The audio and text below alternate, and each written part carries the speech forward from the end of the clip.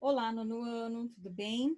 Nós hoje vamos falar a respeito do período composto por subordinação. Essa maneira aqui que eu decidi gravar para vocês, com a tela reduzida, né, com a minha imagem reduzida, é porque nós vamos ver bastante tabelas, então acredito que fica melhor o foco nas tabelas do que na minha figura nesse momento. Então, nós temos período composto por subordinação. Nós estávamos falando algumas aulas atrás sobre o que é um período composto, o que é um período simples, né? Fazendo essa retomada de conteúdos para que a gente entendesse a partir de então do que nós vamos falar. Então, lá no material de vocês, tá? Quem puder acompanhar, pegue aí 332 a página. Chamamos de período composto toda frase verbal constituída por mais de um verbo. Então, a gente começou falando que o período composto, nós temos que ter mais de um verbo presente na oração, desde que esses dois verbos não formem uma locução verbal, tá? Então sejam verbos de ação. Então, dois verbos de ação chamam-se então de período composto, dois ou mais, né? Cada verbo demarca a presença de uma oração. No exemplo a seguir, há na primeira frase 6 verbos, o que indica a existência de 6 orações nesse período. Então, quando nós pegamos um período composto, cada trecho que há a presença do verbo, nós vamos então chamá-lo de oração. E um período, ele pode ser formado por uma oração ou por várias orações, né? Quando nós temos, então, período simples, uma única oração. Período composto, nós vamos ter 2 ou mais orações nesse período, então. Olha o exemplo. Ele conseguiu perceber que, na verdade, o que a gente faz com os supernormais é colocar uma lupa de aumento em relação aos defeitos que qualquer ser humano tem. Falar sobre questões do nosso universo tem a ver com olhar com cuidado para os problemas inerentes ao ser humano, explicou Bonfim. Então, nesse trechinho aqui do texto, nós vemos em destaque os verbos, então tá ali, ó, conseguiu, perceber, faz, é, colocar e tem. Então, percebam que nesse período nós temos mais de um verbo, né? Então, nós temos ali a formação de um período composto. E retomando, então, as definições do que é oração e do que é um período composto, logo aí abaixo no material de vocês tem a explicação. Pega o teu marca-texto, vamos grifar o que é importante aí, tá? Para ficar bem memorizado. Então, oração é todo enunciado que se organiza em torno de um verbo ou de uma locução verbal. Se você ainda não sabia qual que é a diferença de frase e oração, tá aí, tá? Frase, nós podemos ter frases verbais e frases nominais. A oração, não. A oração, obrigatoriamente, tem o verbo. Então, grifa aí no teu material. De acordo com a maneira como as orações se relacionam dentro de um período, podemos classificá-la em período composto por coordenação ou por subordinação. Qual que é a diferença, então, do período composto por coordenação ou por subordinação?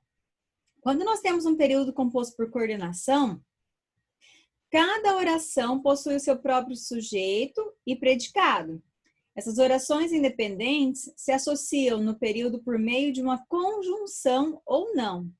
Então, uma oração que ela é formada, né, que ela faz parte do período composto por coordenação, se ela tiver um período ali composto por 2, por 3, por 4 orações, independentemente, uma não tem relação com a outra de dependência.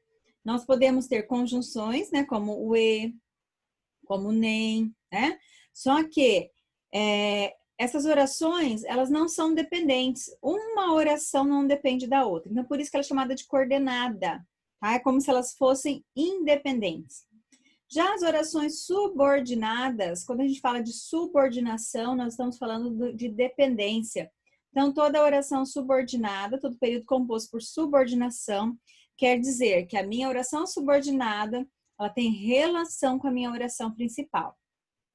Então, as orações não têm estrutura completa e uma subordinada acaba atuando como termo sintático da oração principal.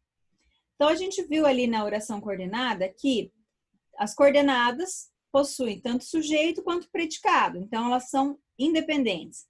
Na subordinada, não. Na subordinada, é como se a oração subordinada tivesse, então, essa relação de dependência com a oração principal, tá? No período composto por coordenação, associam-se orações que já possuem uma estrutura sintática independente, ou seja, cada uma tem o seu próprio sujeito e predicado. Observe o seguinte exemplo. Então, nós temos ali a primeira oração. Nós somos capazes e provaremos isso. Então, a primeira oração vai até antes do e. Nós somos capazes. Quem que é o sujeito? Nós. E o nosso predicado? Somos capazes. Gente, uma dica. Identifiquei o sujeito, tudo o que resta eu chamo de predicado, tá? Oração 2. Provaremos isso. Quem é o sujeito? O nosso sujeito aqui está oculto, né? O sujeito nós. Provaremos isso, nosso predicado. Então, esse exemplo que vocês têm aqui na tela é um período composto, porém, é um período que ambas as orações possuem tanto sujeito quanto predicado. Não há uma relação de dependência entre uma e outra, tá? A diferença, então, entre a coordenação e a subordinação está exatamente nessa dependência sintática que uma oração tem em relação à outra. A oração subordinada sempre desempenhará uma função sintática em relação à oração principal. Daí vocês vão falar assim, mas professora, que tipo de função sintática? Ela pode ter função, por exemplo, de objeto direto, objeto indireto, dependendo de como essa oração será complementada. E isso a gente vai vendo ao longo das aulas. Mas o que vocês precisam entender neste momento? Que a oração coordenada, os períodos compostos por coordenação, as orações vão possuir tanto sujeito quanto predicado. E nas orações subordinadas, essa formação da oração, ela não acontece em todo o período. Vai acontecer como?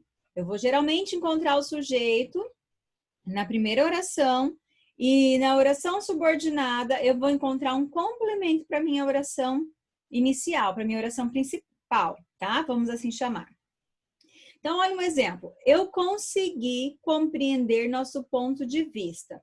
Se eu dissesse apenas eu consegui, nós temos um enunciado completo, eu entendo o que eu consegui, o que ele conseguiu. Neste momento, se eu pegar essa frase solta, sem contextualizá-la, eu não vou entender o que ele conseguiu. Então, ele conseguiu compreender nosso ponto de vista. Ele conseguiu o quê? Compreender. Então, compreender tem o valor de objeto direto. Por que objeto direto, gente? Porque eu não tenho, após o verbo, nenhuma preposição. Sem preposição, então, objeto direto. Em vez de a resposta ao primeiro verbo ser dada por meio de um simples objeto direto, ela veio em forma de uma oração com outro verbo. Nesse caso, nem a primeira oração, nem a segunda oração teria sentido sozinhas. Uma precisa da outra. Chamamos de oração principal aquela que determina, que chama então o quê? A presença de outras orações para juntas constituírem uma unidade de sentido. As orações subordinadas, elas podem desempenhar 3 papéis importantes em relação à principal. Então, eu identifiquei a minha oração principal. Geralmente nela, eu vou ter o meu sujeito e eu vou ter um verbo, só que esse verbo ele vai precisar de complemento.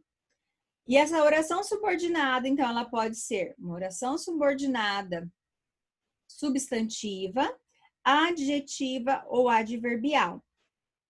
Como que eu vou entender isso, gente? Substantiva lembra substantivo. Adjetiva lembra adjetivo, que é uma característica. Adverbial vai me lembrar um advérbio. Então, nós temos que agora relacionar as classes gramaticais que vocês já estudaram anteriormente com as funções que cada oração subordinada completa a oração principal. Então, olha só. Superar as diferenças é essencial. Uma dica, gente, já tá ali, ó. Quando a oração subordinada for substantiva, basta você fazer essa troca. Se for equivalente a isso, eu já identifico, então, que a minha oração subordinada substantiva Desculpa, eu já identifico que a minha oração subordinada, ela é substantiva. Por quê? Porque eu consigo fazer essa troca pela palavrinha isso. Então, toda oração subordinada substantiva, eu consigo fazer essa troca como se fosse uma prova real, tá? Eu consigo, dessa forma, tirar a minha dúvida. Então, superar as diferenças é o quê? É essencial. Eu fiquei com dúvida agora. Será que é substantivo, é adjetivo ou adverbial? Peraí, vou fazer uma troca aqui. Superar as diferenças é isso. Opa, coube o isso. Então, quer dizer então que ela é substantiva. Ela tem valor de substantivo. Já quando ela for adjetiva, ela terá então valor de adjetivo. Ela trará para nós características relacionadas à minha oração principal. A pessoa com deficiência que encara os desafios cresce com fibra. Então, olha só, a pessoa com deficiência que encara os desafios cresce com fibra. Então, ali, que encara os desafios é como se eu dissesse assim, a pessoa com deficiência é corajosa, é uma pessoa estimulada, é uma pessoa forte. Então, ali, nesse termo, eu conseguiria substituir por um adjetivo, tá? Onde está a minha oração, minha próxima oração? A partir do cresce, né? A partir do verbo que nós temos ali. Quando nós falarmos da oração subordinada adverbial, nós vamos ter valor de advérbio. Como assim? Advérbio pode ser tempo, pode ser modo, pode ser de lugar, pode ser de afirmação, tá? Aqui, necessariamente, nós vamos estar falando de uma condição. Se ele lesse nossas tiras, compreenderia nosso projeto. Só um detalhe, pessoal, tanto na oração subordinada adjetiva quanto na adverbial, vocês podem observar que a oração principal, ela não é a primeira oração do período composto. Então, dentro de um período composto, eu posso ter a minha oração principal está depois da minha oração subordinada, tá? E se eu mudasse ali a ordem, né? Por exemplo, nosso projeto seria compreendido se ele lesse nossas tiras. Então, a gente consegue também ter essa inversão na oração principal. Ela não necessariamente precisa ser a primeira oração que aparece no meu período, tá bom? Então, isso significa que as mesmas relações sintáticas desempenhadas pelos diferentes termos em período simples podem ser apresentadas na forma de uma oração, ou seja, por meio de um enunciado que contenha verbo. Então, as orações subordinadas, elas podem ser substantivas, que vão equivaler a um substantivo, e o substantivo, ele pode ter valor do quê, né, gente? Pode ter valor de sujeito, um substantivo ele pode aparecer num objeto direto, num objeto indireto, num complemento nominal, num predicativo ou ainda em um aposto. Isso aqui no 8º ano a gente falou um pouquinho sobre complemento nominal, sobre sujeito, sobre predicativo, sobre aposto. Vejam que agora no 9º ano a gente faz um apanhado geral de tudo que a gente trabalhou no Ensino Fundamental 2. Então aqui no 9º ano é a hora da gente fazer a fusão de todo o conteúdo para chegar no ensino médio afiadinho, tá? Então, o substantivo, onde que eu encontro substantivos? Eu encontro lá no sujeito, eu encontro lá no objeto direto, no objeto indireto. Então, uma oração subordinada substantiva, ela pode ser subdividida assim, tá? Ai, gente, a Nina tá me atrapalhando. Não tem criança, mas tem cachorro. Vem aqui, Nina.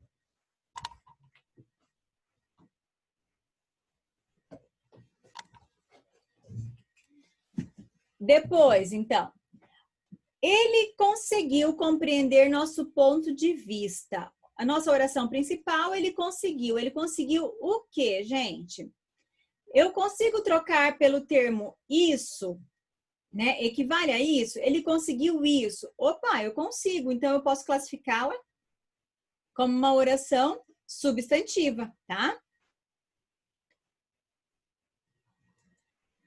Orações subordinadas adjetivas equivalem a um adjetivo, desempenha a função de adjunto adnominal. Por que adjunto adnominal?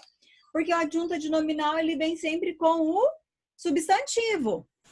E o adjetivo, ele não tem essa função de realmente caracterizar o substantivo? Então, ele vem junto com o nosso substantivo, tá? Então, note que nesse caso, a oração principal tem uma estrutura completa, mas a subordinada não se sustenta sem a principal. Então, olha só, a minha oração principal, a empresa apoia nosso projeto, essa é a oração principal. Agora, qual é a minha oração subordinada adjetiva? Onde ele desenvolveu o seu estágio. Então, a empresa, onde ele desenvolveu o seu estágio, apoia nosso projeto. Nós percebemos ali que a minha oração subordinada, ela está vindo com uma forma de complementação, de explicação de que empresa é essa. Só que dentro dela, notem que eu tenho um verbo. Então, eu não posso classificá-la simplesmente como um adjetivo, mas sim como uma oração subordinada adjetiva. Agora, falando das adverbiais, as orações subordinadas adverbiais, elas correspondem a um advérbio que desempenha, então, a função de adjunto adverbial. Um advérbio, ele pode caracterizar o quê? Primeiramente, um verbo, pode caracterizar também um outro advérbio ou um adjetivo, tá? Então, corresponde a um advérbio e desenvolve, então, a função de adjunto adverbial. Nesse caso aqui, então, adjunto adverbial sempre ligada a outro verbo. Nesse caso, também a oração principal tem sua estrutura completa, mas a subordinada não se sustenta sem a principal. Então, assim, lá nos períodos coordenados, como as orações são independentes, uma sem a outra faz sentido. Agora, aqui na subordinada, não, tá? A subordinada, ela tem essa relação de dependência da principal. Então, as orações subordinadas adverbiais, elas correspondem a um advérbio e desempenham então, a função de adjunto adverbial, como eu disse. E ali nós temos um exemplo, olha. Ele ficou surpreso quando leu os quadrinhos. Então, ele ficou surpreso é a nossa oração principal. Tem verbo, então, por isso é chamado de oração. Quando lê os quadrinhos, ele indica, então, uma circunstância, né? Essa circunstância de tempo. Então, indica o quê? Que tem uma função parecida com a do advérbio. E acrescenta uma informação à oração principal. Então, basicamente, pessoal, nesse momento, oração subordinada tem dependência da oração principal. E a oração subordinada pode ser substantiva, adjetiva ou adverbial. Se vocês tiverem dúvida do que cada uma dessas classes representa, por exemplo, eu não lembro qual é a função de um substantivo. Eu não lembro qual é a função do adjetivo. Ou eu não lembro a função do advérbio. Pessoal, daí vocês precisam retomar esse conteúdo, tirar as dúvidas, por exemplo, lá na hora do plantão. Professora, eu não sei esse conteúdo, eu não dou conta, eu não me lembro. Me fala para a gente poder fazer essa retomada, porque senão a gente não consegue prosseguir, tá?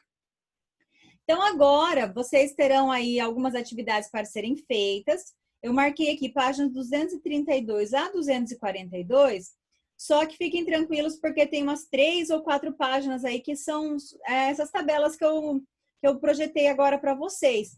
Então, não serão 10 páginas de exercício, é um pouco menos, tá bom? Nono ano. Então, para este momento de aula, é isso que eu tenho para vocês, tá? Espero que vocês consigam realizar as atividades e durante o plantão eu irei ajudá-los. Uma dica, assistam também outras videoaulas com outros professores, por exemplo, o Noslen, que vocês gostam, porque ele é bem descontraidão, meio doido, né? Assistam outras aulas, daí dessa maneira, vendo outras pessoas falando também, vai reforçando o conteúdo de vocês, ok? Até o plantão, espero que tenha ficado claro. Tchau, tchau!